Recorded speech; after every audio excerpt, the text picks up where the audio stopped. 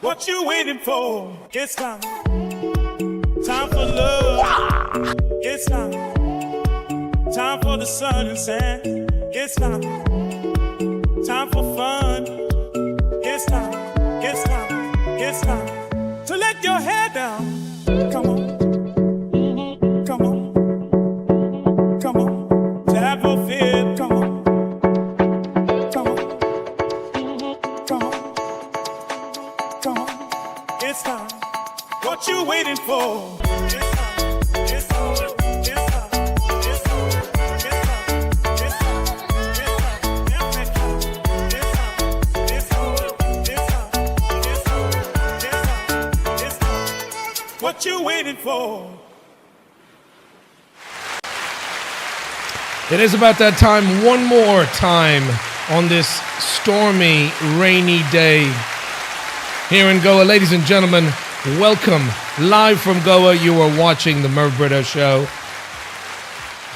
And we appreciate you being with us. We've got a storm brewing here, and everybody's in the studio today. We've got a full crowd in the studio. And I'm going to welcome, like I say, welcome all of you people, but I want to say thank you to all of our team that makes this happen and puts this out on the air every week. And I get all the credit. Ladies and gentlemen, the one and only Mr. Ajoy Barreto. Hey guys, another Sunday, another fun day. Ajoy, that's getting boring, dude. Give me something better than another fun day. Okay. As the executive producer of the show, my friend. Sang mare. Happy Ganesh Chaturthi. There you go, more like it. Oh yeah. Yeah, we got to wish everybody. We get to it. Ladies and gentlemen, the one and only Mr. Wilbert Cardozo. Hello, hello. Happy Ganesh Chaturthi to everyone. Copycat. Sang mare, tumche sang separate mare. It's the one and only occasion right now, so... Okay, and what am I supposed to say? Ladies and gentlemen, in the studio, we are joined by Mr. Neil Rodrigues, our social media expert and advisor. Welcome, Mr. Rodrigues. Nice to have you here.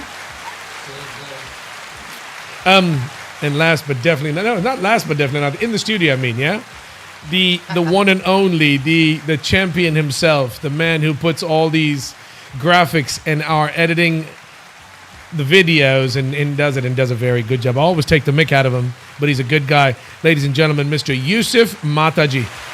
Hey everyone, what's up? Kidnap. Hey. Kidnap. Where is the kidnap? And you know what? We're happy because this week we've got her back from the UK. She's not back from the UK. She's live from the UK right now after attending a wedding and spending all my money. My beautiful wife, the wordsmith, my fashion designer, Mrs. Joanne Brito. You haven't been peeking in the bank account, have you? I've been using my UK one just to keep you off the scent. I don't know what you're saying, mate. I don't know. This is like our marriage. This is like our wedding. I have no understanding of what you just said. Say that again. What are you saying, Webs? I said you haven't been peeking into the bank account, have you? I said I was using my UK bank account to keep you off the scent. I can't bother to look. I'm too scared. How are you doing? How's everything going in the UK? How's the weather? Fantastic. We've got a beautifully sunny day. Thank you. I was thinking of everyone during Ganesh Chaturthi. I hope everyone had a great time. I myself was driving around Ireland, around the county of Kerry, the Ring of Kerry. It was totally amazing. So yeah, now I'm back in the UK and it's been an absolutely fantastic trip. Excellent. I'm glad you're having a good time. I don't know how long it is before you get back to the studio, get back to work over here. I'm getting worn out. It is I'm glad you mentioned it. I can't believe I missed it last Sunday. I wanted to wish everybody in advance for Ganesh Chaturthi. So for all our brethren, our friends, our family, our extended family, a lot of people that are very, very close to me celebrating this beautiful holiday, a very happy Ganesh Chaturthi from all of us, the Merv Brito team, the show, all of us, including... I want to include a couple of people that I work with. Shantaram, today's the 5th day, by the way. Today's the 5th day of the immersions, yeah? Anybody? 5th day. Fifth day, yes. So today, Shantaram and who else? Sudan and all these guys will be doing the immersions. I wish I could join you all, and I hope the weather is more conducive. It's been pouring. It's been nasty out there. If you can get them live on the show, that would be awesome, Mo. I need to get some of these guys. I've been invited. I only got to go to Sudan's house. I went and saw a beautiful, the Ganesh, the Ganpati statue. It's they've done such a great job. And I'm a bit of a hermit. I don't do these things, but it is a brilliant festival, and today's the 5th day, so he was really excited, and I'm glad I went. So I hope the weather is more conducive. How you guys doing, Ajo? You had a good week? Anything special happening? Fantastic. Just enjoying the Ganesh Chaturthi festivities. Mo, I got a question for you. Did you have any of the Ganesh Chaturthi goodies? I did. Shobha bought some stuff, and I did. I had some, she bought some sweets. I had some jalebis. I've had some laddus. I've had peda. Snehal brought some pedas. I've had lots of, I'm getting fat, dude. Every time I put on a pair of jeans nowadays, I'm worried that the button's going to pop and poke somebody's eye out. I've got to wear a belt over. Elasticated jeans now. Elasticated. That's when you know you're really, really old. Ladies and gentlemen, my name is Merv Brito. You are watching the Merv Brito Show live from Goa. Thank you for joining us. We do the show every week, and as I introduce myself and tell you, we do the show because we are very passionate about this place. We love this place we call home. And it's just a platform where we can talk to people all around the world. It is an interactive show. We have got... what are they called? Social media handles Yes, that we'd love you to interact with wherever you are in the world. It may be 6 p.m. here live in Goa, but anywhere around the world, whether you're in North America or in Australia, we'd love you to reach out to us. All of the social media handles on the screen right now. We'd love to hear from you, even if you're here in Goa. Give us a call. We can get you on the air. 7507-246-246. We'd love to hear from you. Like I said, it's an interactive show. Ajo, we've got a bunch of stuff lined up. I've got to tell you about my week. I had a brilliant day because we had the day off of Ganesh Chaturthi on Wednesday, and I got to go out with the boys. Me, Errol. I shouldn't be saying me. My mother would correct me. She was an English teacher. Mark, Errol, and myself went out to do our favorite pastime was karaoke. Yeah. Yep. And we had such a blast. I love to sing. We all love to sing. We all tease each other. So we went to Martin's, and there was nobody. It wasn't very crowded, so we had the place all to ourselves. So we were just singing all the songs we love. And I had agents chasing after me. I had a friend of mine. You know, Mark was with us, yeah? Oh, fabulous. You know, Mark Seagraves, the guy that they named a stadium in Mumbai, by the way. I don't know if you ever heard me tell this joke. They named a stadium in Mumbai after him. You know that, right? How the famous come? cricket stadium. Yeah, how's Okay. that? Wankaday. You've never heard of Wankaday Stadium? Wankaday. Wankaday Stadium. Okay. They named that after him. Anyway, so we were singing, and all these agents were after me, and Mark kept saying to me, Merv, listen, you're such a great singer. Put in a good word for me. And I said, mate, there's no hope for you. I've done everything. He's a brilliant soccer player, by the way. I have to say, he's an ex-professional soccer. If he's listening, he's going to kill me, dude, because it's. Anyway, whatever. So I put in a good word for him, but they said, listen, he's just not. He's talented, but he's not that good. So we had an absolute blast. We went to Kavala's. Willie, Ajoy, have you been to Kavala's lately? We went to Kavala's. And then we ended up at Barcode. Isn't it been a while since you've gone to Kavala's? I don't go out, dude. I haven't been out in ages. My wife, when she's here, I don't go out. We had a really, really good night. It was a lot of fun, and I needed that. So karaoke night, anytime you guys are up for it, let me know. We should get Mark on the air. See what he's got to say about that. Yeah. Willie, reach out to him, dude. Is he listening? He's listening to us. How do you know he's listening? He just commented on what He says, I Get him am on- listening. Get him on the air. Get him on the air. He'll tell the truth.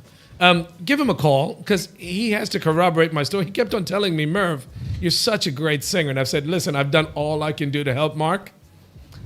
Don't answer, Mark. Don't answer. Don't answer, Mark. No, he's a good lad, dude. He's a very good soccer player. And even Errol, by the way, I'm impressed. Is he on? Yeah. Hello, this is the Merv Brito Show. Who am I speaking with? Speaking to the Love Walrus. The Love Walrus. Mr. Seagraves, I had to go there, mate. I had to go there. I had such a blast. It was so much fun. I've never sang so many songs. I mean, we were just singing what we wanted to sing all night, weren't we? We had the place all to ourselves. But it was Did you perfect, scare them no? off? Go on, Joanne. I said, did you scare them all off? Is that what it was? No, there was nobody there. Don't you dare. Actually, people Listen. started coming in. Mark, tell her about the crowd of people that actually... My arms, Was all the girls my arms are killing. again? With having to push old Merv's agents away from him, you know, so he could leave him in peace to sing. And I tried to put in a good word. I actually said, listen, he's a great guy. And I've done all I can to help you, Mark. And you know what? You're a good singer. And Errol's a good singer. But listen, you know who the star was. Listen, Frankie, baby. No, I kid. I joke. They're all very good singers when he had a blast. I was thinking about you yesterday, Mark, because I've been dying to play some golf. I saw some videos on YouTube about golf instruction videos. And I should have forwarded them to you because you need all the help there. We need to go and play some golf soon. This weather's not helping. It's awful, isn't it, the weather? We've had over 100 inches now. It's just reached 100 inches of water, of rain. Correct. In Goa 12, 6, and 70, as of today. That's amazing, isn't it? 12 9s and 108. It's between 8 and 9 feet, 8.5 feet of water. Wow. Yeah. That's a lot of rain. We're going to be talking about specific things here that are happening locally. Siggy, you were talking about your riding of your motorcycle around in the monsoon with the puddles and the potholes. Unbelievable. I tell you what, Merv. I mean, I know it's an easy pop, but if the government are going to let the roads get to such disarray, people's lives are now, in danger. When I came home the night previous to that, when I met you, and I nearly come up the bike about 3 or 4 times, and drivers were needing it. They would just keep going the way they do, overtaking on blind bends and everything else. But any pothole that I went over, and I remember the story you told me about seeing that guy who went into a pothole and somersaulted off the bike into the water. It's crazy. They spend crores doing these roads. I don't know what's going on. They spend a lot of money tarring and repaving these roads. And every monsoon, for some reason, we haven't figured out here in Goa how to keep the roads in relatively good shape, safe, because it's a life issue. It's a life-threatening issue. I don't care if you've got a helmet. I've seen things in front of my vehicle where people have almost come off the bike. Siggy, you mentioned you ride a two-wheeler. You've seen how dangerous, when you've got even a thin layer of water on the street, it can be very, very dangerous. Yeah, absolutely unbelievable. And there's a guy actually I was reading from Mumbai who's walking from Mumbai to Goa and documenting all of the potholes on the way. And you would not believe the amount of potholes from Mumbai to Goa. Forget about anywhere else in the country. It's crazy. Why can't they just do a proper job and leave it at that, rather than do a crappy job, get the job again, and pay and do all of this? Just do a proper job once and for all, and let's have roads that last, Yeah, but you know what? It opens up a can of worms, because you'd love them to do a proper job. Spend the money. Do it once every couple of years, but do it well. You've got the money in the budget. Just do it and do it properly. You could save a lot of lives. We're actually going to talk more about it. Stay on the line, Marky. I want to keep you on the line. Listen, ladies and gentlemen, you can interact with us. We'd love to hear from you. I've already told you our number, 750-724-6246. I've seen a bunch of messages already coming through. We're going to read some of these messages. But as we always do when we don't have a guest on the show, we're going to go through some of the current trending and topical items, topics that are actually in the news, online, about local issues and around the world. If you want to get in touch with us, you want to wish somebody, you want to make a statement, make a comment on something we're talking about, we'd love to hear from you. Leave a message for us, and we'll definitely read it out on the air. Mark, you know what I'm going to do? I'm going to buy one of those cameras. I want to buy. Ajay, we're going to do that, yeah? Yes. We're going to buy one of these cameras, and we're going to go around Goa documenting these different issues for content. The shape of the roads, illegal buildings, all the stuff we talk about, and the reason we do the show. We're going to go to Mapsa, we'll go to Kalangu, to all the beaches, and we're going to document some of this craziness that's actually happening. And like Mark said, it's not being fixed, it's not being done properly. Correct. we're going to get into some of these news topics in a bit, yeah? If people want to get in touch with us, you got messages. You want to read any messages now, or should we get straight into the news? I think we'll get into the news and then we'll get to the messages. Okay, let's do this. Let's get into our news topics. For this week, we're talking about, we've already wished everybody a happy Ganesh Chaturthi. There are some beautiful pictures, by the way, of some idols, right? Yes. So that's what is that? That's just a gentleman walking around, or that's the effigy, right? Correct. This is, we're going to highlight some celebrations, Ganesh Chaturthi celebrations here in Goa. To see them. So here we go. This is somebody dressed up as a life-size Ganesh Chaturthi. That's pretty cool. What do you think, Merv? Very nice. That's a big guy, man. And he's going around giving blessings to the police and giving out bottles of water. That's very kind. nice. Very nice. That's what it's all about. That must have taken a lot of effort to make that. I don't think that is readily available, is it? That's a suit that they've made. But you know what? That's exactly what this feast, the feast of Chaturthi, embodies: is kindness, caring, giving. Lord Ganesha. That's cool, man. Where is this? I wonder. This is in Mapsa, right? I think it's around Mapsa. It says man dressed as Lord Ganesha seen in Ponda. This is in Ponda. Ponda. Happy Ganesh Chaturthi to all. Okay. Okay, let's move on. How about this one? So these. Wow! Look at the size of that one. Look at these. Wow. They do this all over. I've seen the one in Lal Bagh in Bombay. We grew up and we used to ride the double-decker BESD buses. We couldn't wait for Ganesh because the buses would have to stop with the crowds, the hordes of people on their way to being immersed. And the celebrations, it was crazy. It's amazing. And it's a big thing here in Goa. These are pretty. These are really, really nice. Okay. I hope they don't have to go over these pothole-ridden streets to get their Ganeshas to the immersion place, yeah? So this is in Goa. This is... trying to get my bearings here. Kampal. Okay. In Kampal. Check this out, Mo. Look at the food. Very nice. Oh, this is awesome. Very nice. So what, they feed people at the temple too, yeah? Yeah, this is at Kampal. That's right. Absolutely right. Okay. There's a lot of there's different days of the immersion. There's 1 day, 3 day, 5 day. It goes up to all the way to 21 days. So there's a lot of these. You will see a lot of these immersions, a lot of these processions, people celebrating. That's good. That's excellent. Anybody out there that wants to wish somebody, we'd welcome it. We'd love you to get on the air and wish somebody. That'd be... Yeah, especially if you're doing something live, you're doing an immersion live today, then do give us a call. That'd be cool, man. That would be really cool. Today. Where is this? This is in a temple. This is in Gumot Aarti, integral part of the traditional Ganesh Chaturthi celebrations in Goa. So... It's at someone's house. It's probably at somebody's house. I think it's a temple, actually. No, it's somebody's house. No, house. Oh, I see. Fantastic.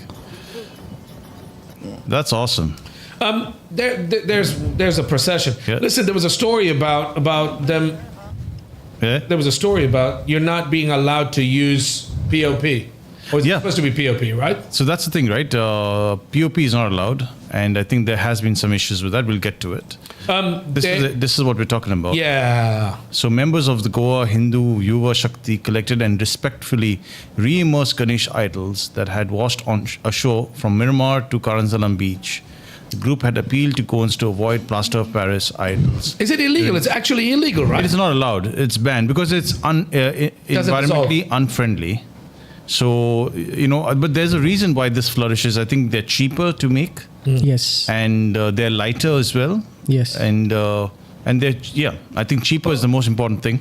That's the reason why it flourishes. I personally, if it was my choice, I would go and as a group, as a large group, a society, probably immerse one Ganesh idol and pay for it so that it's environmentally friendly, made of clay, etc. I think that would be the best for Goa, don't you think? As it should be. It's good for the environment. Listen, everybody, to each its own. Different folks for different strokes for different folks. Hats off to these guys, yeah? Who are these guys? Give these guys a shout out. The Hindu Yuva Shakti. The Goa... Hindu Yuva Shakti. Yes, the Ganesh idols are washed up. Okay, so it's nice that they're doing this. This is a festival, and you're going to have the people that don't follow the rules. Look at this is what I want to talk more about. This is what Mark was mentioning. If you're on a two-wheeler, this is crazy, dude. You've seen this in Mumbai. This happens every year because that's all reclaimed wetlands. But this is getting worse and worse with People don't believe in climate change, but it's getting worse and worse every year. This is crazy. So- You got to ride a bike through this, man. So, wettest day of season for Goa as monsoon crosses 100-inch mark. That is what Mark had actually said. So he was absolutely right. Goa officially crossed the 100-inch mark for monsoonal rainfall this season, recording a cumulative 2,774.3 millimeters since 1st June, with August 28 emerging as the wettest day so far. It is crazy, and you've got to go and immerse the statues. Heavy Yeah. rains disrupt Ganesh Chaturthi celebrations across Goa. Yeah, Yeah. They issue a yellow alert. Yes. till September 2nd. So stay safe out there, guys. This is not over yet. I think we have a lot of rains to come till the 2nd of September, as per the IMD, right? Yeah, and it's listen, it's environmental. It's the environment. Nothing you can do about it. But it turns to a safety issue because you've got a lot of people out there on the roads, on bikes, on two-wheelers, which could cause a huge problem. We've had first-hand knowledge. Mark's told us about it too. Patchwork goes for toss. Panajim Road. Yeah, look at this, dude. Riddled with. This is your smart city, Baba. This is where you're Yes, from. this is the incredible smart city of Panaji. And, a true test of its efficiency would have been to handle these kind of rains. But again, we've had a lot of issues, a lot of flooding. And you'll see, as we can show here, it causes a lot of problems. We'll get to that. This is somebody who's reported this. We've got a lot of people that I want to highlight. They've done a lot of work reporting these things. And is it Omni Films? Yes. We should give him the credit Yeah. for this reporting. Play this. Yeah. Play this. I don't know about other ministers, but I had so much expectation on Nitin Gadkari ji, I would directly fight if someone say anything to him. I would say like he's the only person who's not like that. But so much... Baba, this is Porvory. Yeah. The work is happening with substandard safety. Sure. I don't understand how bikers... See those rods, how they are exposed. Like these people will be saying in the comment section that wait until the work gets complete. So you want to work like this by putting people's life into risk. Huh? Provide an alternative diversion, then do it na. गेलो by mistake हांगा कोणी आता गाडी घातल्यार गेलो तो पावसा वांगडा Could fall into those. Siggy, That can trap. you see this? This is what Mark rides to get home in Porvory. My gosh. It's a never ending process. That wait is never getting over. Wait until it's where, from when we are waiting. Yeah, but it takes time, guys. This guy's absolutely right. Mark, you ride these roads going back and forth between Porvory and Mapsa, right? Well, yeah, I mean, yesterday I thought, okay, I won't go my normal way. I'll go on the National Highway, which is the N66, is it? So in Porvorim, where Cromer is, right the way down towards the main road at Mapsa, it was absolutely shocking. I mean, horrifying that. And my wife was travelling on a bus with her mum to go to a temple in Mumbai. And I dread to think what that journey must have been like on a bus, because the roads were it was like you were on another planet. It was like nothing had been done for 100 years, and all of these roads, the potholes. This is your national highway, by the way. This is the only thoroughfare where buses, trucks, cars, everything is going down. And I laugh sometimes because I look at the apathy. We should do, as people, we should get together more and be a collective and say, no, this isn't acceptable. We'll all say, no, we're going to wait now until the roads are done and when the monsoons are finished and all the rest of it. It's always on the never, never. And, and that guy was right. Until someone dies on there, then, nothing's ever going to get done. And it's really, really bad. This is a tourist. If this is your first journey into Calangies or Candleham or whatever it is when they go to the north, and they're going on these roads, they'll think, I've just, where am I? And we've got to be better than this. And I say that as an English Anglo-Indian, we have to be better than this. And we have to push more, I think, against the government in terms of getting things done. We talk about them cameras in Panjim, 250 crore for 250 cameras. Come on. So things have to change. And I think the people need to not rise up, but be a little bit more collective and make a bit of a stand and maybe go and protest again. I've got to ask you, Sig, it's sad, it's scary, it speaks volumes. We've been doing this for how many years now? Everybody gets charged an arm and a leg to pay taxes. We've been doing the roads, we've been doing the paving. Ajoy lives in a place that they call a smart city. And it's a joke. What you're saying is so true. But the scary part, and that's why we do the show, we want to bring this to people's attention. If you live here, you're electing the people that are in power to be able to do something about it. Why has it not changed? Look at these images, guys. Why has it not changed in all of, not 5 or 10, this has been going on for a long time. We pay an arm and a leg, a lot of money in taxes.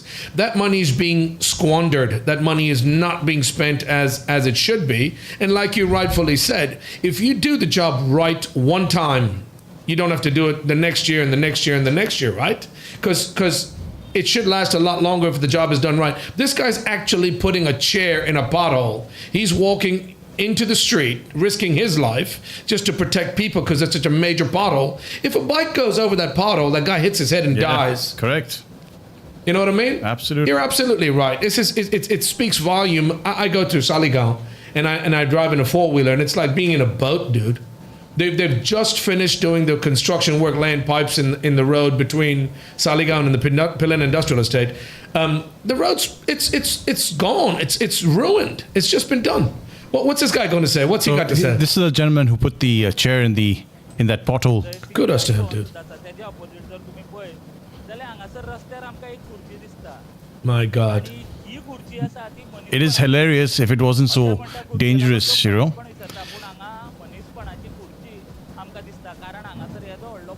Have you heard of hydrofoiling? Yeah. That's Goan version of hydrofoiling.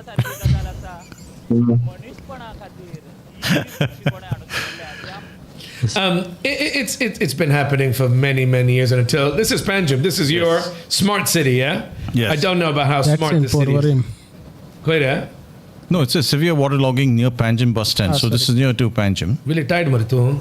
No, the previous one. We gotta ask our resident wise man over here sitting next to me, yeah? Yes. We're gonna start. I tell you what, Yusuf, we're gonna ask you some information, son. How you fix this problem, Yusuf Mataji? Son? Yeah, I don't know, man, how to fix. What? We call you I just called you a wise man. We're gonna start a book of Yusuf's his Yusufisms, yeah? You've heard of Yusuf? How do you say that word?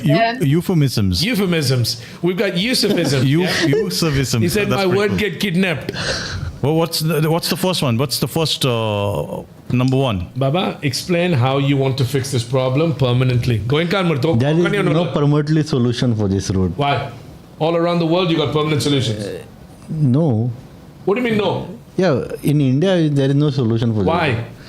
Why? There's still the question is there, like. All over the world. You've got 2 Europeans on the phone right now. In their countries, when a job is done, it's done right the first time. Pay for it, which we have the money. Pay for it, get it done properly. Yeah. Why, Yusuf Mataji, is this not happening here in India? The potholes is there because we forgot to put the pipes. You forget to put the pipes. Yeah. Write that down. Write that fucking down. Beat him with a pipe for that answer. Because what has a pipe have anything to do with a pothole in the street, man? We had to we had to dig it out. You did. Don't make me regret asking you, dude. Don't make me regret asking you. What, Joanne? About drainage. I said, is Yusuf really trying to hit the point about drainage? Drainage, Yeah. We for the after road, no, we need. So he's saying put the road and then put the pipes. You have listen. It's not something new you've started doing. We've been paving, tarring, dambering the roads for many years. I'll tell you something that could help. See, in Shiolim, same thing happened. They constructed the road. After they forgot to put the pipes. He's talking about the water pipes. Yeah, forgot to put the pipes. Yeah. Then again they digged up. The PWD water connections. They always do that. Once the road is. Then they dig it up to put the pipes in. Yes, but correct. Listen, we're laughing about it. We're making light of this. We're having a laugh about this, guys. This has been happening for many years. And does nobody ever think, where's the money been spent? Who took the money it's in the budget, by the way. If you don't use it, you lose it. It's in the budget. It's been put aside. Somebody's been paid to pave these roads. Why is it an annual job? Why are we paving roads that don't need paving and the roads that are Mark's talking about a tourist destination. I am embarrassed to travel in Kalangut, in Saligaon, in Porvorim, in Mapsa, and all these places where you've got tourists coming to Goa, and the roads are a shamble, dude. It's crazy and it's embarrassing. You know, one thing that would definitely work in solving this problem really Is quickly, and I think you have this option abroad, is making the government liable for any injury that may occur on the road due to what you call lapse in technical design or corruption, what have you. Now, for example, now, if I'm traveling on the road and because it's improperly done, there's a bad pothole, I trip and fall, I break my leg, then I should be able to sue the government for more than whatever. Good luck, my friend. Hey, I think that will change things. Problem one is pothole. You're talking about making it better. Problem two is the legal system. Good luck in court. That's you true. You really That's think you're going to win a case in court? I agree That's that. the issue actually. There is a website where you can actually report if you suffer any damages to your bike or to yourself because of a pothole.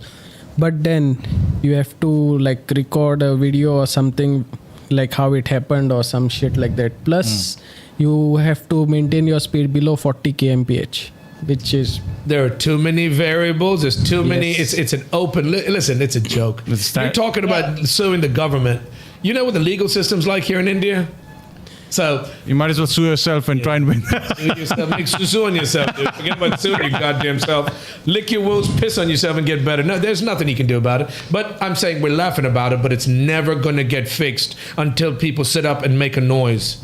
And you can praise, you can do all the good things when good things are happening. This is a recurring annual. The monsoons are not going anywhere. Climate change is not going anywhere. You've got the money, use it well. People have to be held responsible, have to be held liable. There are, what are they called? Who are the people that the checks and balances? They come and audit, right? That money's been spent. 250 crore on 250 cameras. You can't even pay. Merv, can I just come in? Yeah, can I just come in on this as well? Can you imagine how much money is going to be wasted on fixing cars that are having to go and bikes that are having to go over these holes every single day? You mentioned that, going over certain roads was like, you were on a boat or you were... It's like you're on the donkey derby going over fences. The likes of all your wheels and everything that Adri was saying. We can go to the government and ask for them to repair it. But can you imagine the amount of money that is going to be spent by people in Goa just on the repairs of the cars because of the roads?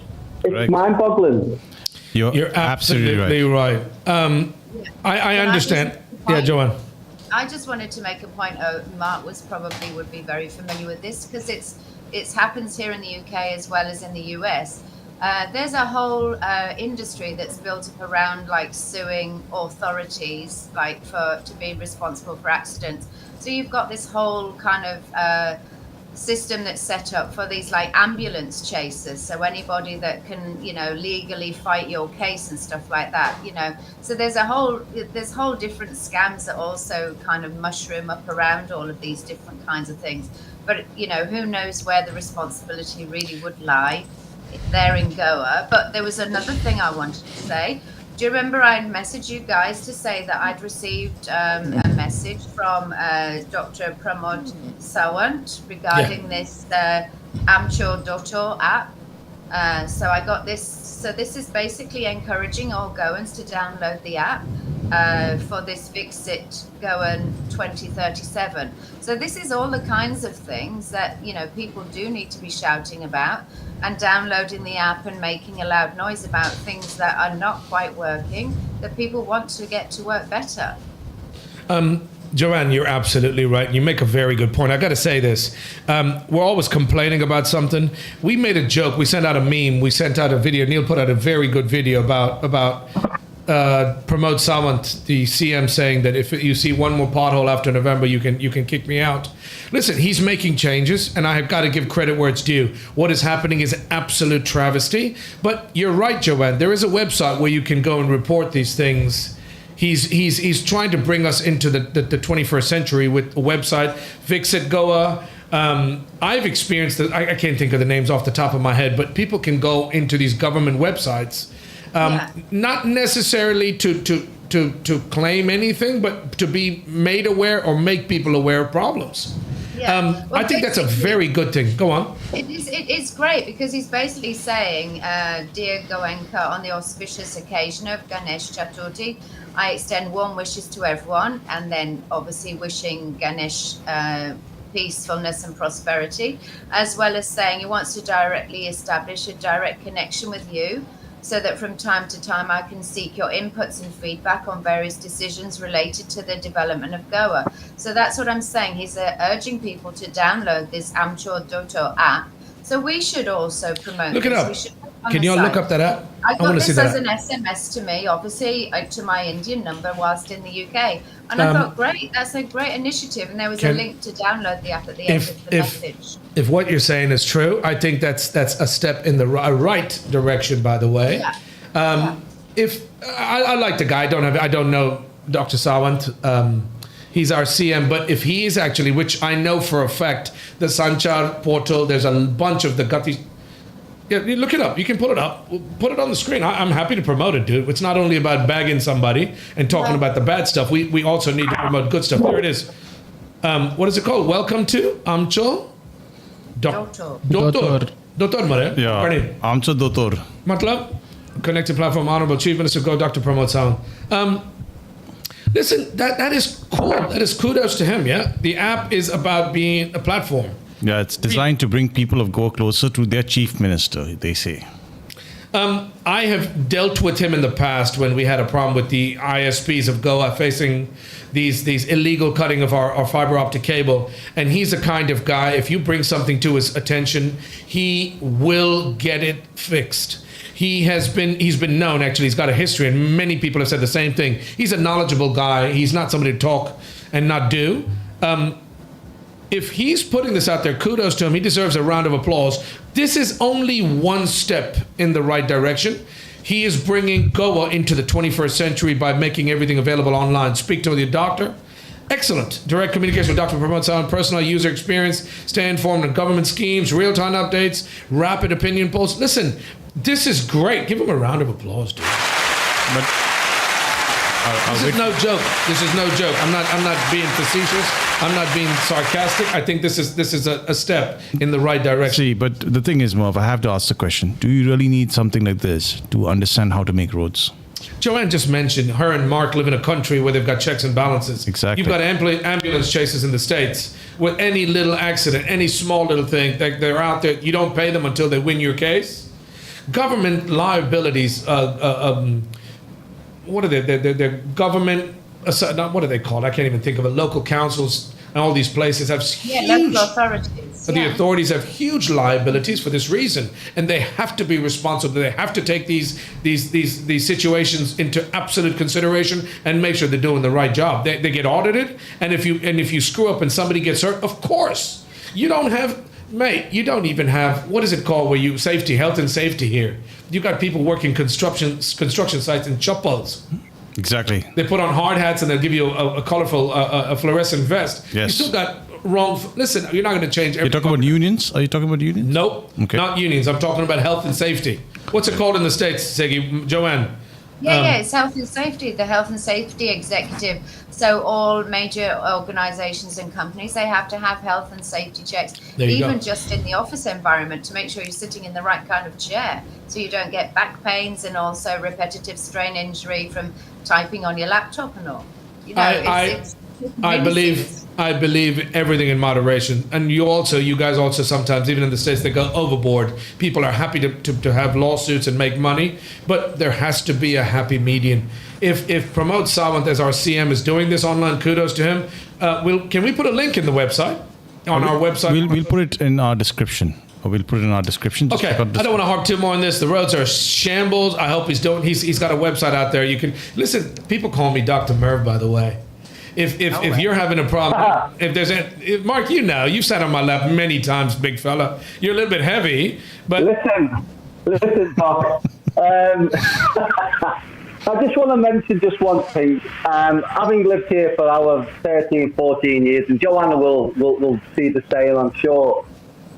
India, I've never known a nation to be more proud of themselves and the need to want to be classed as a first world country. And yet the fundamentals, i.e. the roads and the maintenance of the roads, is huge if you're wanting to get to that next level.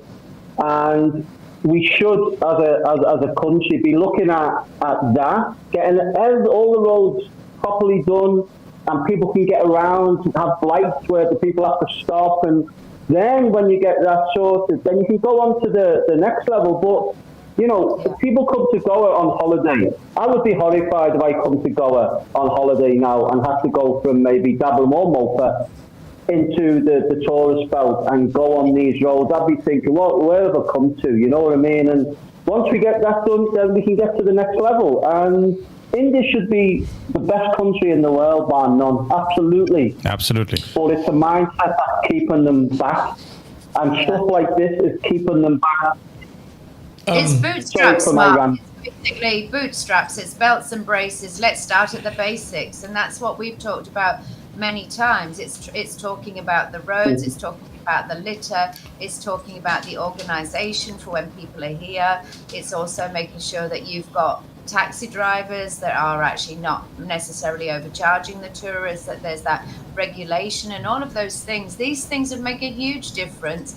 And I think we've spoken about it so many times. It just makes me really concerned, because I've spoken to so many people at Luke and Claire's wedding over the last few days, like just reconnecting with old friends and making new friends, and just basically telling people what Goa is like and saying, I love Goa, but it is one of those places you can come there for the first time and you'll be like, oh my word, I'm spending 2 weeks here.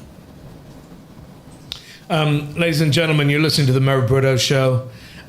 We do this every week, and we're passionate about what we do. The show is all about making people aware. We live here. This is such a diamond. Like Mark said, he's lived here. He loves this place. He's been here for many, many years. My wife's been here. She loves this place. But like he also said, that if you want to bring this place into the 21st century, you want to invite new businesses, you want to generate revenue, you want tourists to come back, you've got to have basic upgrades in your infrastructure, your roads, your electricity, your internet, your everything, your water. You can't have the taxi people screwing you over in hotels and this and that and the other. You've got to sit up and take notice, and you've got the right people, but they need to make sure that what they're doing, they're held responsible for. And that's what we're talking about. We do this show every week, and we bring different topics to the forefront to highlight them, just to make people aware. We're not stirring the pot. We're reporting on stuff that's actually out there and happening. Anybody can go and research these topics. These topics and the information we put out there is our basic opinions. And this is verified news. This is verified information that we get off the net, off the newspapers, and from being made aware by our listeners and viewers. So if you want to get in touch with us, 750-7246-246. This show is about love and our passion. Like they said, if you want to move ahead, we've got to take small steps and move forward. Let's get on. I'm tired of the goddamn monsoon bottles. Before we move on, I want to point out to what Mark had mentioned. There's an activist who's walking from Mumbai to Goa, mapping all the potholes on National Highway 66. Check this out. Really? Check this out. Wow, that looks like the moon. Fucking hell. This is the highway. 16 years and it's still incomplete.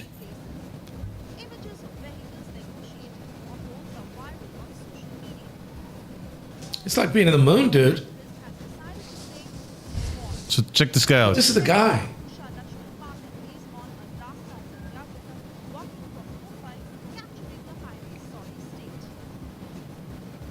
Is that what he's walking? He's just walking with the handbag. Yeah.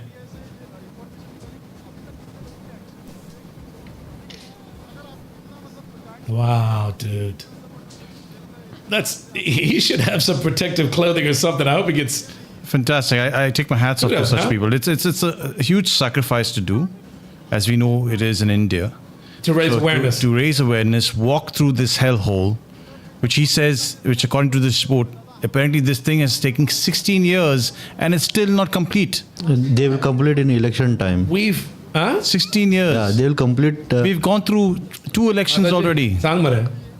Now he said 2 election is it? Yeah. 16 वर्ष झाले मरे अजून सांगना. It depends on the election. Yeah. What happened to the election? Why should it be based on politics? Why should it be based on who wins the election? Who's willing to spend the money? Exactly. This is, come on, Yusuf. I was going to write a book about you, but I'm going to cancel that idea. We're not writing euphemisms, not euphemisms, Yusuf-isms. I got to get it right. I'm confusing myself. This should not be a political issue. Yes. Kudos to the guy for actually bringing this and being able to, by the way, he's documenting a walk from Mumbai to Goa. And it's crazy. He should have a hard hat and boots and a flippin' fluorescent vest. He's going to get run over. Let's pray that it doesn't happen. Okay. What are we talking about? Let's get on with it. Okay, yes. So now, an interesting topic. Our information and broadcasting minister, Mr. Anurag Thakur, he had made a very controversial statement. Apparently, this happened in a school someplace in India, where he asked the students of the school who was the first person to land on the moon. And Neil Armstrong, Buzz Aldrin. Yes, and that's what the students responded. But he says no, it's Hanuman Ji.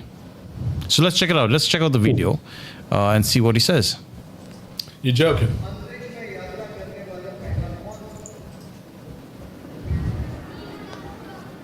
The kids are right. The kids are saying Neil Armstrong. Buzz Aldrin. Yes, of course. Kudos to the kids. Give them a round of applause. They're right. And what's he saying? He's saying I think it was Hanuman Ji. I don't know if he was saying it in jest.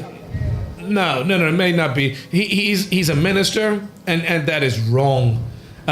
Your beliefs, your religious beliefs and factual evidence is a lot different, and you shouldn't be doing this. Kudos to the kids. Sorry, Mark, what were you saying?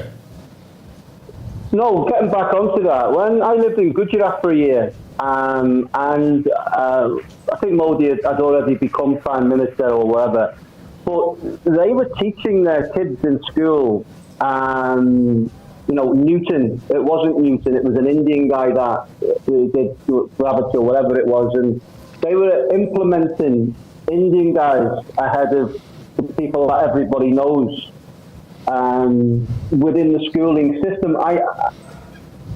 So many years ago, I was gobsmacked at the time. I don't know that they still do it now, but that's what they were saying. All of these things, it's just all Indians that have invented this and did this and, all of that. And that might be something similar to what he's saying, the first man on the moon was this other guy, the Indian guy. So that's a crazy way as well, isn't it? And he's a minister. There's all sorts of conspiracy theories. There's political religious beliefs. I totally get that. Hanuman Ji is a deity, he's a god. People worship him. But if you want to put people ahead and you're a minister and the kids are giving you the right answer, to be able to stir up and stoke this is crazy. So kudos to the kids. Let's move on. I'll say one thing, Merv. Yeah, see, everybody has an opinion. Like you say, what's your famous saying, Merv? I've got religious beliefs, but I wouldn't teach that and teach my children that, right? You want to put them on an international pedestal. Yes. You want to make sure they've got the right information. My point is, first of all, as a government, you have to be you have to be factually based, scientific based. And if there's an opinion, put it up for a critical thinking, that there be tests done on this, archaeological evidence, and let's discuss it and get to a point where we know it's a fact. And until then, I think it's all about debate. That's all it is. It's just stirring this up, and I think that's crazy. You can have all the religions. Religion has nothing to do with education. Religion is religion. I've got loads of faith. I might be a different religion. All I'm saying to you is don't confuse the kids, guys. Let's give the young people, the next generation, every opportunity to succeed. Your religious beliefs are your religious beliefs, and that's all they should be. Don't try and it would be like anybody trying to force their ideologies and ideas on people when it's not true. And keep it out of education. It's in school. Yeah, absolutely. I agree. Education and religion should never mix, as do politics and religion should never mix. It is absolutely. I agree with you. That's a touchy subject. I'm not going to get into it. It's a touchy topic. But you're right. Let's keep education in school. Let's give our kids the best opportunity to be the best they can be. Okay. And he's a minister. Scary. Nanobots will be flying through your body by 2030. Are you kidding me? I love this, dude. I love this. I'm all about IT. This is science right here. Apparently, in 10 years from now, we're in 2000. So 5 years then. See, you in need 5 a years, nanobot to implant some brains in. I think I need these robots in me to go and correct whatever. Sorry, Joanne. Said what happened to your maths education? Yeah, that's right. Listen, I know a couple of people that could use these nanobots to go into their brain and clear out all the crud. We've got a couple of politicians that can use these nanobots to go and fix. Listen, I'm going to get into a lot of trouble. This is so impressive. 2030, that's what, 5 years away? 5 years from now, nanobots will be in your blood to keep you from getting sick and transfer your thoughts to a wireless cloud and give you eternal life. Can they help Mark sing? Now, do you want? Okay, and do you want that of Isaf Mataji? What do you want? You want him to have a wireless connector. If I was you're stirring this up. Yeah, I'm not the one. If they're going to collect his brains, we need a bigger thimble. You know what I'm saying? He's a smart guy. Okay, Yusuf, you're from Seolim, correct? Yeah. What do you think about this nanobots in people? Micro, yeah? They're micro. For me, I think they could be using them to fix ailments, diseases, go into your system and cancer, whatever. What do you think? Give me your Yusufism. Yeah, euphemism. It's good what I feel. That's it. Okay, and? Simple and sweet, huh? Yeah. Sweet. Yes. It's good what I feel. Okay. Yeah. Kidnap Marizale. What kidnap? He said to me last time, dude, don't put me on the air. My words get Hey, kidnapped. I don't know what is nano. What is that? It's It's not nano. It's nano. Nano. Nanobots. Nanobots. He's thinking about something else. What's he thinking about? No. His no. Nanobots, Papa. Nanobots. Okay, so let's get back to this. Yeah, this is very interesting, and I love IT. I love science. I think this is brilliant. India, Mark said, you've got all the qualifications in the world to be a top first world country. Sadly, we're still a third world country. But if this is the case, I think this is so cool. It can affect science. It can affect health. I don't know about living forever. I don't want to live forever. But it could help a lot of people that are suffering. But before doing nano, do Rosto. Yeah. Okay, Rosto should be good. Rosto pode fix coisa. Why? No. Do that first. Not yourself. Yeah, correct. Good. Correct. It's interesting. What this is going to be something that is going to change science. Listen, forget about nanobots, AI, supercomputing. It's already in. Listen, U.S., China. There's all kinds of people striving for supremacy, dominance. So nanobots is very interesting. You got very important things to consider in the next few years, and I hope and pray that India, Neil, this is going to be a soundbite. I hope India gets their beep together, wakes up and realizes IT, the industry, science. You're losing some of the best talent you've ever had. They're going elsewhere because there's no money. It's too corrupt. It's too crooked. Too much bureaucracy and red tape. So we are way behind the curve, Merv.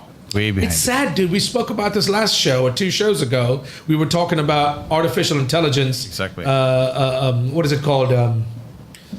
Quantum computing. Quantum computing. All of We're that, talking yeah. about the making of what is it? Hardware, software. What is Taiwan famous for? For chip manufacturing. Chip manufacturing, right? Yep. Where's India? Where is India? India's going to... Narendra Modi's going to meet Xi Jinping. Yep. The U.S. has pissed everybody off, dude. We're turning to our... India and China are rivals. They're still fighting in Kashmir. Yes. But we've gone to them. Why are we not leading the way? Why are we looking for help from China? we were in Japan couple of days ago. He was riding the super train in whatever that high-speed rail. Mate, let's fix it at home, like Mark says. Let's fix your infrastructure here first. You're not you consider yourself a third world country, but you've got the money, you've got some of the brains, the smartest people in the world that go everywhere else. There he is. He's in Japan riding a high-speed train. The fact of the matter remains, you shouldn't be relying on anybody else. Wake the beep up and get your shit together and lead and be a world leader. Lead by example. Supercomputing, nanobots. What's this world going to come to? It's going to save lives. This is him when he was in Japan, right? That's right. What are we worried about high-speed rails for? I don't get it. It's a bullet train. We talked about the bullet train Sweetie, recently. are you ever going to have a bullet train here in India? They're doing one from Gujarat somewhere, right? Ahmedabad to Mumbai to Gujarat, yes. Ahmedabad, to be specific. I hope so. It's a shame. And you've got tourists, you've got Europeans like Mark and Joanne on the phone that are proud of India, and they want to see us succeed. But sadly, you've got so many people that hope and pray that things turn around, but it's been such a mess for so long. I can only imagine on these trains, say this train was to come, as we're seeing, to India, I can only imagine, once you give it a couple of months and somebody's going to have drawn I love Lucy. Sushila and Nina and what have you, right? Barn stains on the barn stains and what have you. We need to change that first before you get your bullet trains. I was just going to say, look at how spotless the trains are. Exactly. And those guys are very particular. Not Actually, only about... you know what? You think they'll have... Do you think... In Japan, Sorry, Joe. Do you think they'll have... Okay, go Mark. No, go on. No, all I was just going to say is basically I was talking to a friend last night. I met up with a friend last night, Vicky, who's just returned from Japan. And she was just saying at the end of the day, she ended up walking around with 5 empty coffee cups and things like that. She said Japan is the most spotless country she's ever visited, but there's no rubbish bins anywhere. She couldn't find them, but everyone carries it home. And I basically told her I went to the World Cup in France 98 and I went to Japan, Jamaica, and basically they threw up this whole ticker tape at the beginning of the match, and at the very end of the match all of the Japanese... I think we lost more. We've probably lost her. She's got a shitty internet connection, by the way. If you need a good internet connection, give me a call. Ladies and gentlemen, this show is sponsored by Infinite. Mark will tell you. Mark, sing my... No, not mine. Sing our praises. What were you going to say, Sig? No, I was going to say, I wonder if this bullet train is going to employ that guard that we seen on YouTube throwing all of the plates out to the side of the train as it was going away. You can imagine, can't you? He was checking it out the window. Did you not see that, man? I haven't seen it. He's getting all the rubbish out. Oh, God. Oh my God! Oh yeah. These are great ideas. These are great thoughts and dreams and aspirations. But like I'm saying to you, we love this place. We love Goa, but we love India too. And it is such a shame because you've got so much talent, so many natural resources. You know, Merv. I don't know if we have time today, but maybe on some other day, I'll tell you about a story that I witnessed in Bangalore, where a major disaster was averted, all because of one guard. In fact, it's a long story. I think we'll do it for another day. When a train topic comes up, I'll tell you all about it. I'll remind you. Put it on the list. Yes. It's great. Listen, at the end of the day, we only want the best. Let's move on. Let's talk about the next topic. Ladies and gentlemen, this is the Merv Brito Show. Get in touch with us. Leave us a message. We are talking about trending topics this week. Any of these social media platforms on your screen right now. Give us a call, 750-724-6246. Send us a message. We'd love to hear from you. We're talking about this week's trending topics. Next, Mr. Barreto. So, this Rohingyas. We talked about...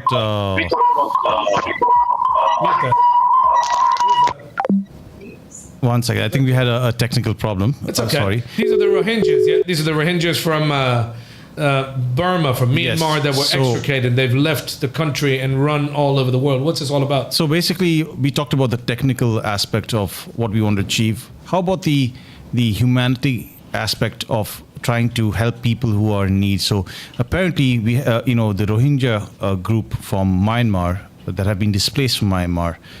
There are millions of them. and they have no home. So they make a way to India, and apparently, according to this report from the BBC, they claim that the Indian government put them on boats like captives and threw them into the sea to fend for themselves. Shut up! You're kidding me. Yeah. We've got enough problems of our own.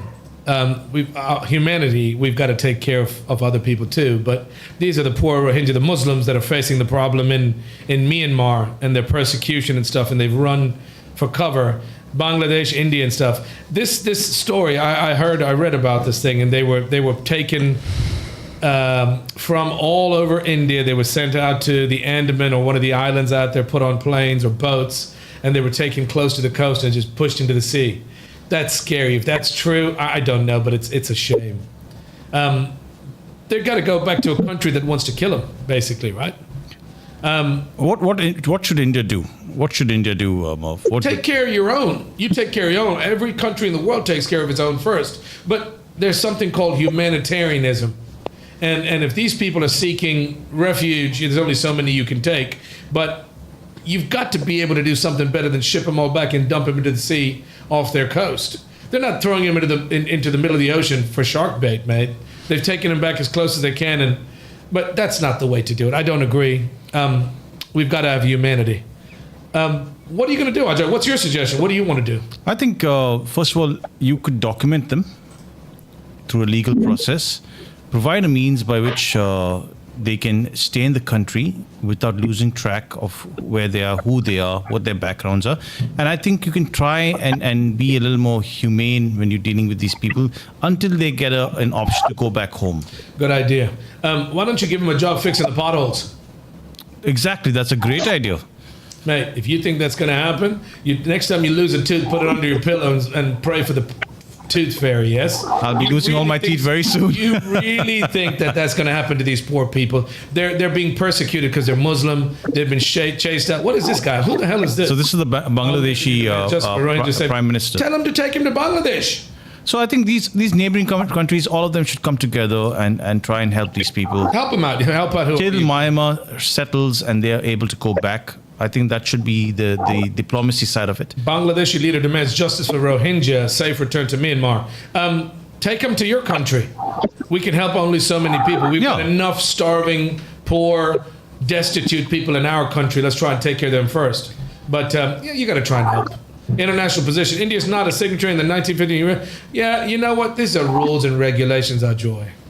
How they should be treated. Listen, I agree with you. They should be treated with respect. Everybody deserves respect. But you've got these treaties and rules in place for a reason.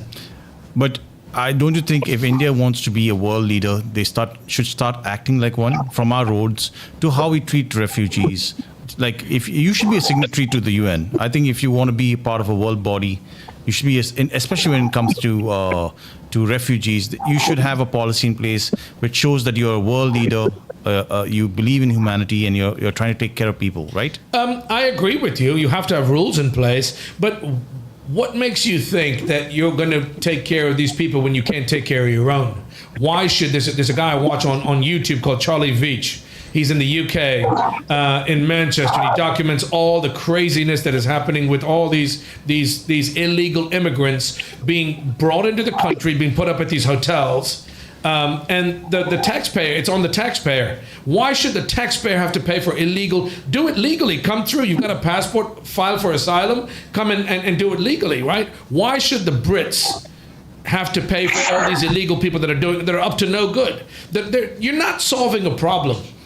They should be strict, put them on, and get them the hell out. And the same thing needs to be done right here in India. We've got enough of our own problems. But I tell you what, it's not as simple as that, Merv.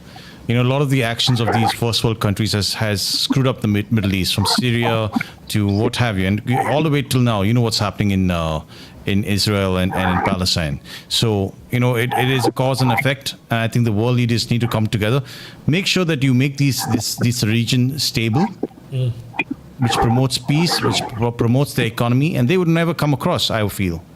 Which person would want to live their homeland? You're in Goa for a reason because you love Goa, right? Your roots are in Goa. So same as for these people. They would never want to give up their roots and come to Europe, if not for the fact that they are forced to. Why should I pay for people that don't belong here when I've got enough people that need the help before I take care of anybody else? Agreed. Then don't go screw up their countries. As simple as that. I haven't screwed up anybody's country. You didn't. I'm talking about in terms of the UK. No. They were involved in this whole weapons of mass destruction. Since that time, that whole region has been a mess. And there's no denying about it. I'm not going to get into the details because we weren't part of that. What I'm saying to you, Ajoy, I believe in humanity. I believe in helping people. But at the end of the day, it has to be the right cause. Everybody's just like an asshole. Everybody's got an opinion. I don't agree. You might agree. There might be differences of opinions. But I'm saying to you, we can't be stuck taking care of people when you can't take care of your own, why are you trying to take care of somebody else? On an airplane, when you have an emergency, why do you put your own oxygen mask on before you take care of the kids and the people around you? But here's the thing. They're not taking care of us, not taking care of the Rohingyas also. Yeah, so the Rohingyas, which is the government, right? They're not taking care of anybody. That's what we're talking about. Ladies and gentlemen, you're listening to the Merv Brito Show, and that's exactly why we bring these topics to the forefront. We'd love to hear from you, and these topics are being talked about, not to stir the pot, but just to make people aware of what's going on and what needs to be done, how we can make a situation that seems a bit destitute to make it manageable and controllable. Okay, what are we going to get into? I want to say a shout out. We've had a couple of messages. I want to say shout out to all the Goan communities that are all around the world. In the Middle East, they've got a lot of clubs of a large number of Goans that live there, that commune and get together on a regular basis, that love this country, that are proud of this country, and they want to see the change for the better. Forget about India. Let's start right here in our own backyards. Let's start with Goa. I think you've got a good man at the helm. I'm not trying to be political, but if he's got you able to report and do things online, I think that's a huge step. If he's actually listening and he wants you to send in comments and suggestions, I think that's a huge step in the right direction. Hopefully, what Mark and Joanne and all of you guys out there listening are complaining about, because we've seen the same crap happen over the last few years. If this can even start with a spark of hope, can start any kind of change for the better in this place, I think it's a step in the right direction. India's economy expected picks up steam, Trump's tariffs. Yeah, here we go again, Donald Trump. What are the numbers, by the way, yeah? So basically, this quarter, we've had... about GDP? Our GDP numbers are high, 7.8%, which is unexpected, I think, considering the global state of the economy. It's a good sign. Yeah. It's a healthy sign of an economy if it's better than expected. Yep. And lower than expected inflation, which is great. So there's good news for India. I think this is... Again, you're going to numbers, you're going into the woods. This is lovely, Ajoy. We're very proud of this, yes? Yes. What are you doing about it? And then this should result in us progressing further. And we are at the cusp of a major issue with the United States, with their 50% tariffs, as you can see here. So, that has nothing to do with what you can see here. This is China. We got the tariffs because we were buying product from Russia. It was a penalty. It was a tariff implied by Donald Trump because India was buying oil and natural gas, all these resources from Russia, and they were trying to stop that from happening. So speaking about China, India's Prime Minister Modi will visit China shortly. Or is he in China He's already? in China. He's already there. Right. So what are they going to be talking about? They go by train. Yeah. Okay. No, man, I don't How you know. went, man? Huh? How you went? Where? I think he's drunk. Are you awake? What do you mean? We're talking about him going to visit President Xi. Who you're talking about? I'm sure there's a lot of who's in China, by the way. Yes, not only she. Who's on first? There is a meet between 20 leaders from the globe, so which includes China, Russia, India, Iran, Kazakhstan, Kyrgyzstan, Pakistan, Tajikistan, Uzbekistan, Belarus. What's wrong with you? What's he saying? So these are all the different countries that will be meeting in at China. this summit. Yes. Yes. What summit is this called? Is it? SCO member countries summit. Okay. Southeast Asian countries too. So Yes. do you think this is a byproduct of the potential 50% tax? Absolutely. Donald Trump has pissed off all our what are they called? Allies. The people Global leaders. All the global leaders. It's basically saying China and India are pledging to be partners, not rivals. So it's got a lovely photograph of Modi and Xi Jinping shaking hands with the Indian flag and the Chinese flag also. So, I mean, obviously it'd be fantastic for people to collaborate more rather than just be rivals, you know? That's the good news. So, you know, this will be huge. This will be huge if they started to collaborate more. This is like the Merv Brito show. We bringing people together. You annoy two arch rivals, and they become friends. I wonder if they can sort out the Pakistan issue. Not the Pakistan. What is that? That's a big question. What is it? The Himalayas? Is it? You have POK, Pakistan occupied You have the Kashmir. Kashmir issue with sorry. Pakistan. You brought them together, China. And also you have an unresolved border with China as well. So the Tibet issue as well. So Yeah. for anything to be prosperous, all of these things have to be overcome. Consequences. It's there is water issue also. That huh? water issue with Water issue. What kind of water issue? What water? they stop waters to Pakistan. Yes, Oh, yeah. They correct. stop That's water right. from Pakistan. And guess what? Even China is building a dam on the Brahmaputra. Yeah. On their side of the Brahmaputra. Yeah. Yes. And that could be a problem for India. So you know what? They have to, if they're even talking about progress, they have to sort this all out, and they should do it ASAP. Two arch rivals are becoming friends now, thanks to Donald Trump. He's pissed everybody off.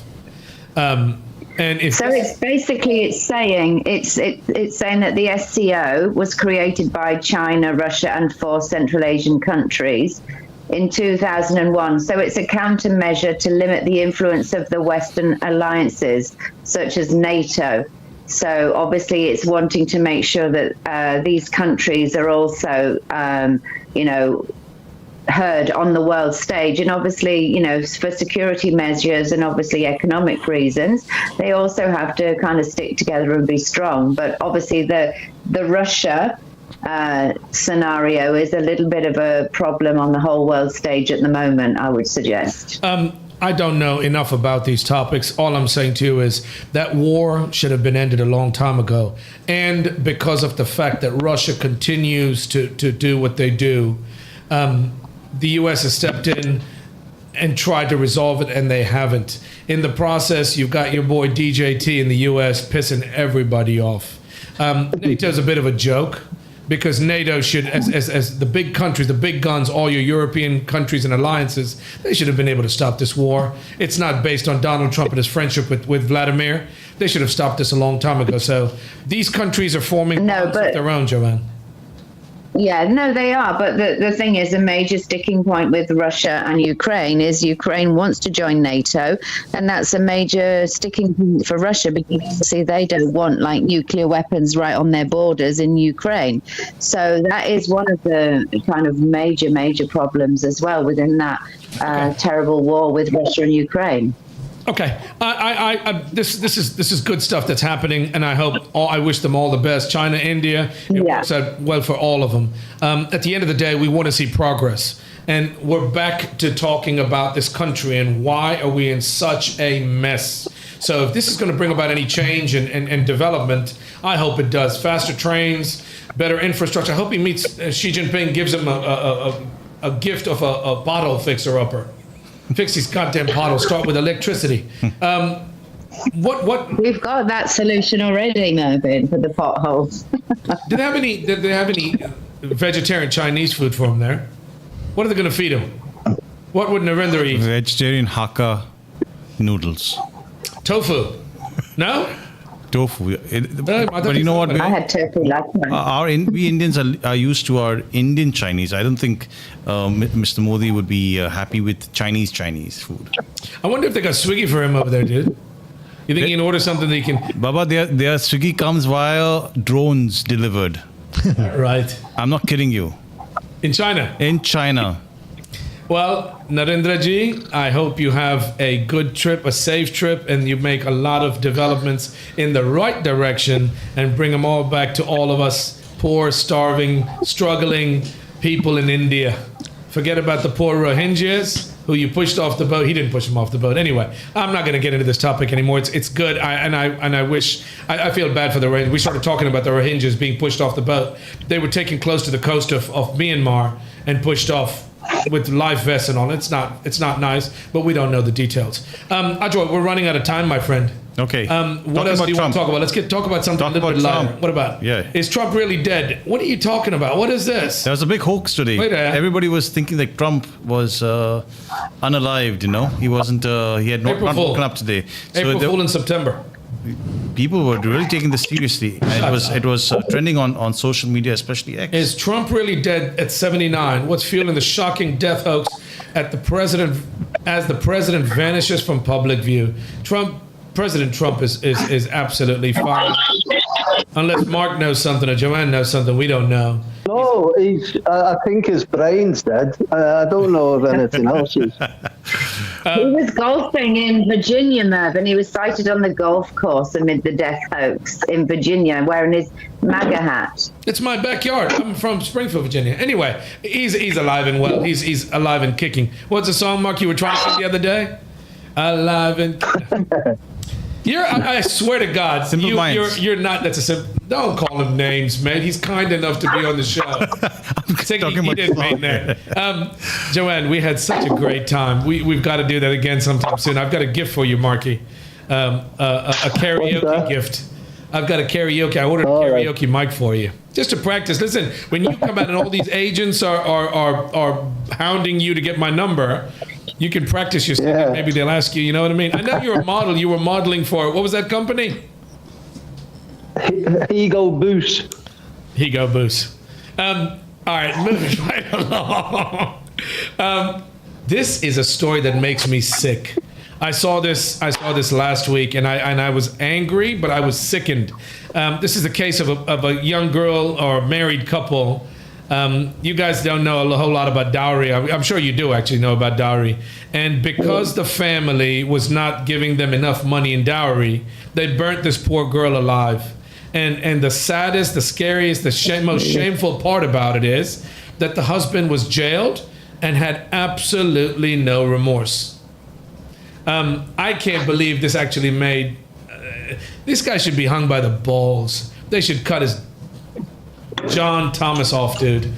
Big twist in Noida, dowry owner, this thing. In our last moments, Nikki Bhatti told us she suffered burns in a cylinder blast. That's bullshit. She was burned. That's the twit of a husband. Let me see his picture, Ajoy. This is the girl. This is her. Yeah. She's a pretty girl, dude. 28 years old. Yes. Burn injuries after allegedly being set fire by her husband, Vipin, and in-laws. The 21st of August in their house in Greater Noida, Sirsa. So this is the question, right? Yes, we know that because we live in a patriarchal system, unfortunately and very horribly and very wrongly, this happens in India. But what's shocking is women on the men's family side participate in the torture of such women, who I'm sure they themselves have gone through this problem when they were young and when they got married. So I don't understand why women can't fight for themselves here and change the system, because I'm pretty sure it can change from that side. Ajoy, you're trying to find out why women haven't changed the system here. We can't even fix fucking potholes, mate. This is archaic. Any educated person that would ask for or offer a dowry needs to have that mini bot implanted in their ear and fix their brains. In this day and age, you marry people out of love. If any man who respects himself would ever think about asking his in-laws for a dowry, the woman shouldn't even bother marrying him. I think it's a scary thought. We've talked about this, Yusuf. We talked about it's not a Hindu thing or a Muslim thing or a Catholic thing. The dowry system's been around for a long time. And if somebody, including his family, would light a girl on fire because they wouldn't pay enough dowry, something's wrong with our society. So just check this out, Merv. So according to ChatGPT, between 2017 and 2022, for example, 20 brides died every day due to dowry-related violence. Can you imagine? 20 a day? 20 a day in India. And we haven't changed the rules? We haven't changed the laws? Doesn't look like it, right? But it's an archaic system, guys. It's an archaic system. Obviously, over the years, going way back across the globe, people married for strategic alliances and for financial reasons. But in this day and age, marriages shouldn't still be around people wanting to make financial gain. It should be about two people who are in love coming together and making the most of their opportunities through, getting, the best jobs they can get and helping to support their families. But it shouldn't just be such huge pressure on one side of the family or the other, so that it just becomes such an horrific situation. I mean, it's just downright disgusting and despicable. It really is. And he had no remorse. He was put in jail. Listen, I'm not telling you what to do. I've got one word for you. I got one word that sums this whole problem up. And it's the E word. It begins with education. You educate people to put litter in its place. Don't throw trash on the road. Dowry, the caste system, the creed system, all of these systems are archaic. Education levels the playing field. I think education is also related to the law being implemented. So you educate people through that by going after them if they screw up. So just look hang at him this. by the balls. Out of tie his dick to a rope and hang him. I guarantee you men would stop doing it. Out of around 6,500 annual dowry death trials, only about 100 result in convictions. That is under 2% of cases. It's scary, dude. Can you imagine? He has no remorse. So why do you they think need to these make an guys... example about this. You have rapes, you have gang rapes, you have all these problems that happen here, and it's all because of a lack of education. These guys have not been exposed or taught or educated about all of these issues that have been around forever. And it's not an Indian thing. It happens around the world. People in here, cultures, you move to the wife's house or they move to your house or whatever it is. The dowry system is an Indian, predominantly Indian practice. But it doesn't mean it needs to be implemented. Educate yourselves, guys. I think if the law was to be implemented and we had a higher conviction rate, people would be scared and they would not do this. I truly believe in that. Let's move on.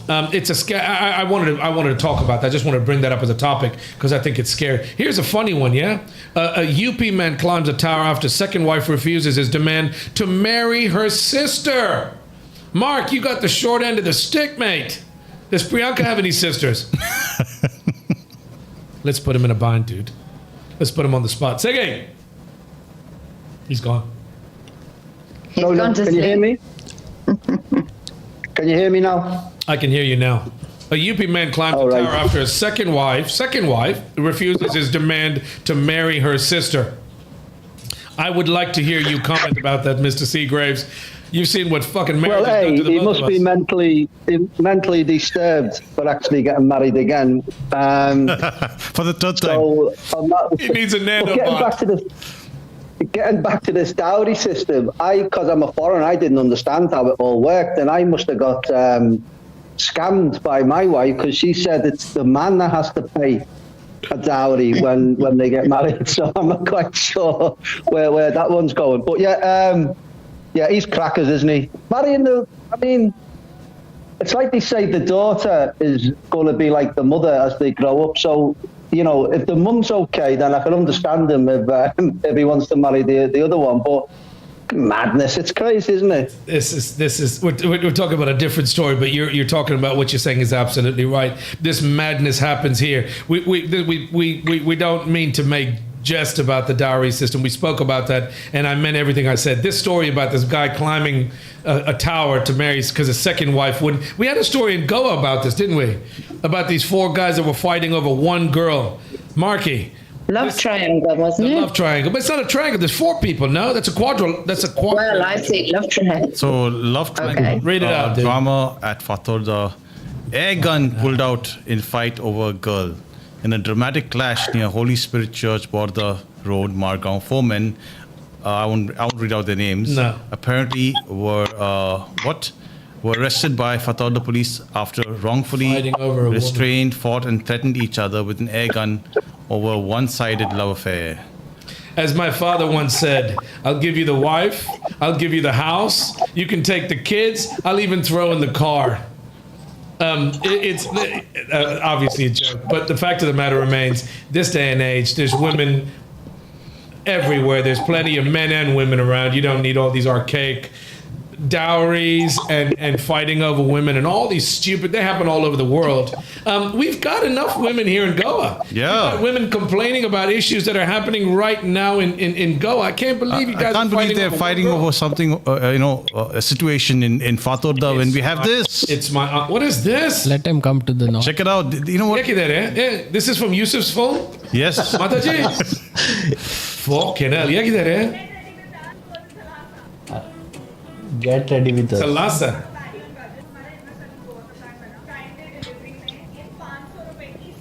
That's a 500 rupee skirt, she said. Oh my God. See, that guy climbed the tower for nothing. Exactly. That's a nice outfit. Look what these guys are missing out on, man. They got a party, dude. See, that's what Goa. I'm not saying that's what Goa's all about, but this is happening right here in Goa. Mate, get off the tower. Come, now, what is this? Get off the tower. Come over here and enjoy yourself. Relax. So over here, I live in Goa because I think we have a lady who's complaining about the party scene not being what it used to be in Goa. So here you go. Hi, hello, salam, or namaste. Welcome to my channel. This is Nam. Welcome to my channel. Okay. How Goa's party culture has been completely murdered. I'll show you clips right here. Why has it been murdered? What is her problem? What's her complaint? I think it's got to do with fees. That's what she said. Right behind me is a place called Dynamo and a lot of other properties. And यहाँ पर गोवा में एक बहुत ही अद्भुत चीज़ होती है जो है entry charges, which is basically cover just entry charge within a party. That's her. That's what she's bitching about, dude. I think staying on that tower makes more sense now. I would go climb that fucking tower. She's a tourist. She's come to go and she's annoyed because they're charging her entry fees, not cover charge. But that's how these guys make their money. By the way, this is the cliffs in Vagato next to Thalassa. And these guys, they're all illegal anyway. They've opened up these nightclubs along the cliff. And she's annoyed because she's never had to pay a cover charge.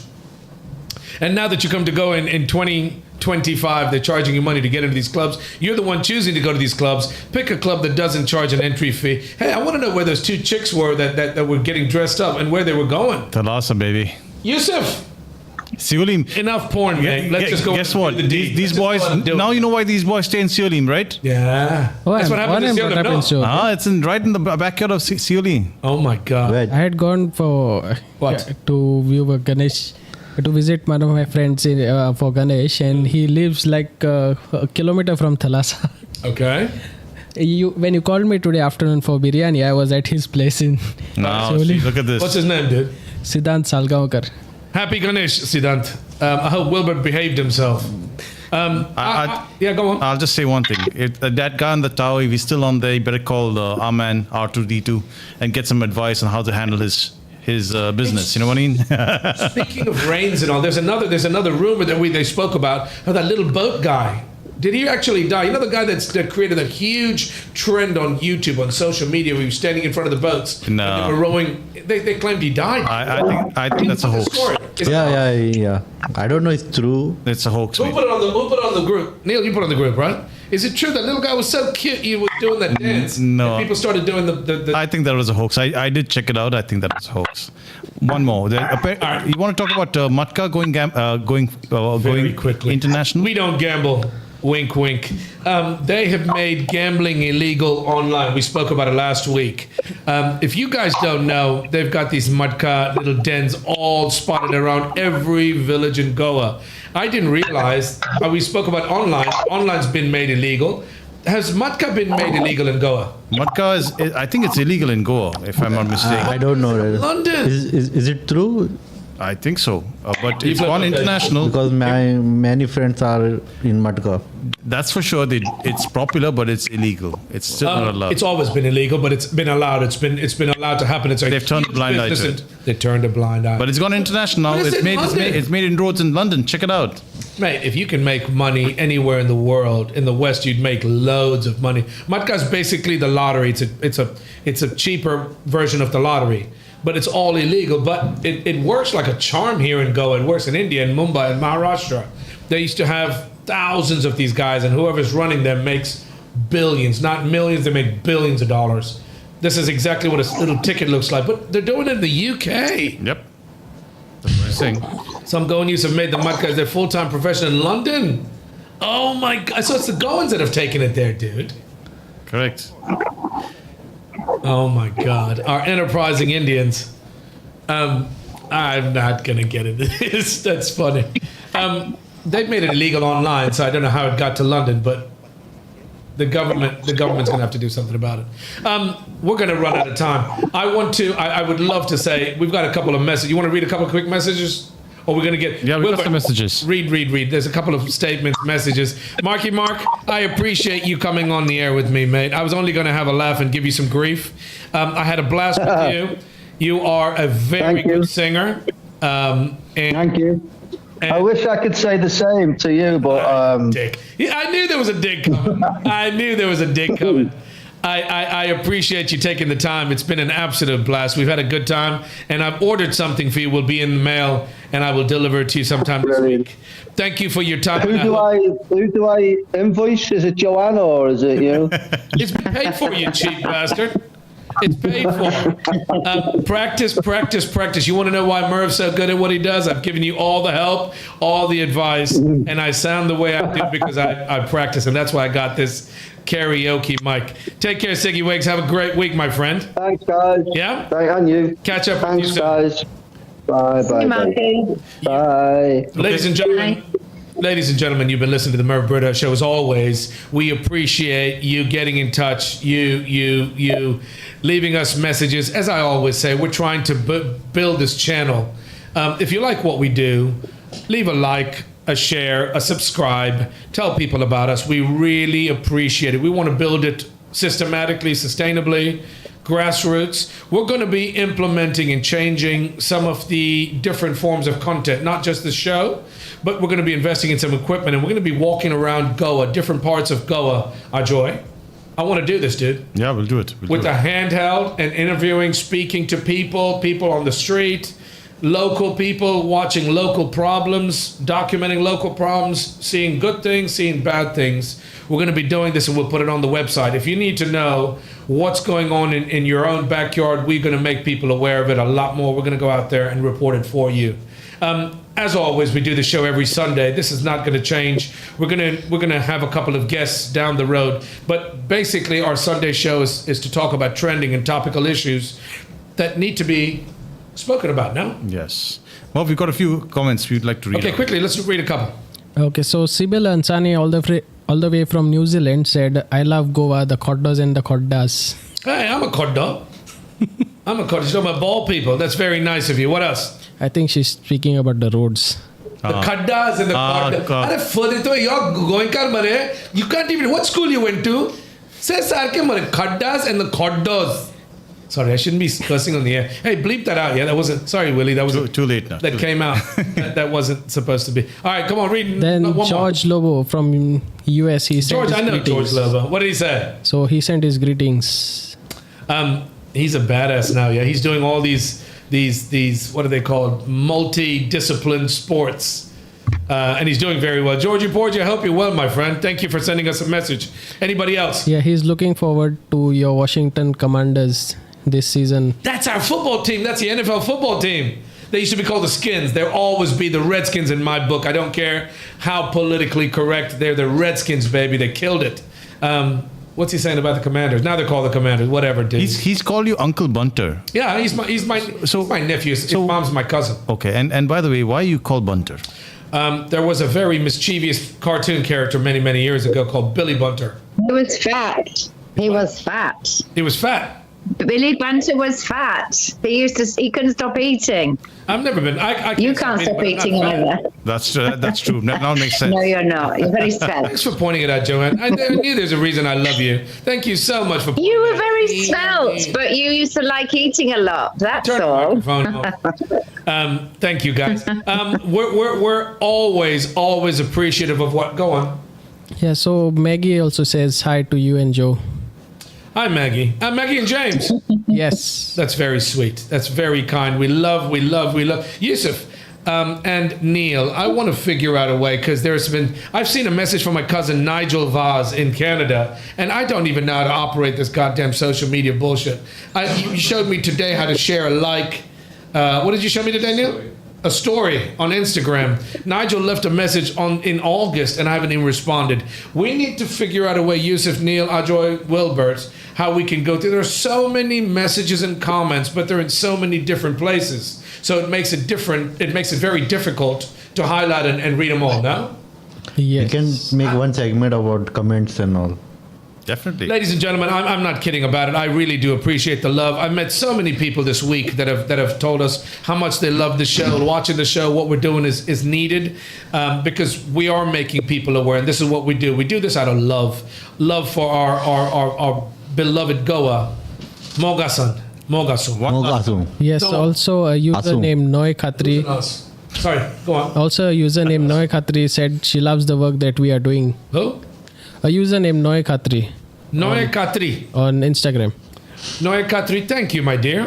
Why don't you give us a call sometime, and you can talk with us on the air about what we're discussing. It really does need to be done. We need to bring these topics, these issues to the forefront, make people aware. You don't have to be here and go. You don't even have to be going. You can be anybody around the world who has an inkling about how much this place has potential. Like Mark said, we want to bring it into the next century.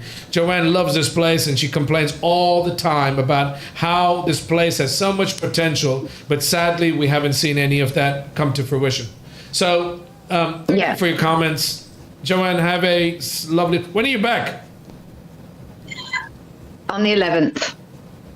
By the way, are you flying into Mopa? Mopa had an airplane try to take off on the wrong runway, but Air India flight now? No. You're coming into Mopa or you're coming into Dublin? No. Dublin, because the direct flights for Air India have still not been reinstated. So I'm coming via Mumbai. Okay, my dear. So, I mean, I'm looking forward to it. But like you said, we're hoping that some of the things we talk about, we're going to see some positive change, because as I say, I've met so many people who are dying to come to visit us all in Goa, and I'm just saying there's some improvements that we'd like to get implemented before some new batch of visitors come for the next and spend time and fall in love with the place. Like we all have, and like we all are. Sweetie, have a lovely week. We'll catch up with you sometime soon, okay? Ladies and gentlemen, on that note, we want to say thank you once again. Yes, you're looking at me like I said something wrong. Sangmare. Yes, also Joe Braganza just said hi to you and Joe.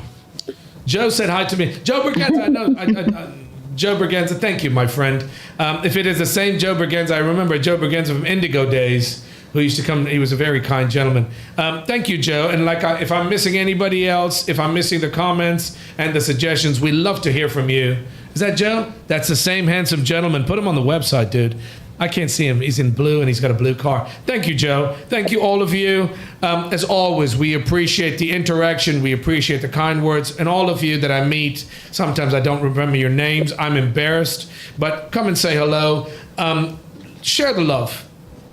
Show us the love. Like, share, subscribe on the page, on all the social media pages. We're on Instagram, on WhatsApp. Ajoy, there's so many social media handles. What do you do with all these things, dude? You basically go there, subscribe and like, follow, and give us some love. And trust me, we want to grow this out, and we're going to connect with everybody. Sustainably, slowly, yes?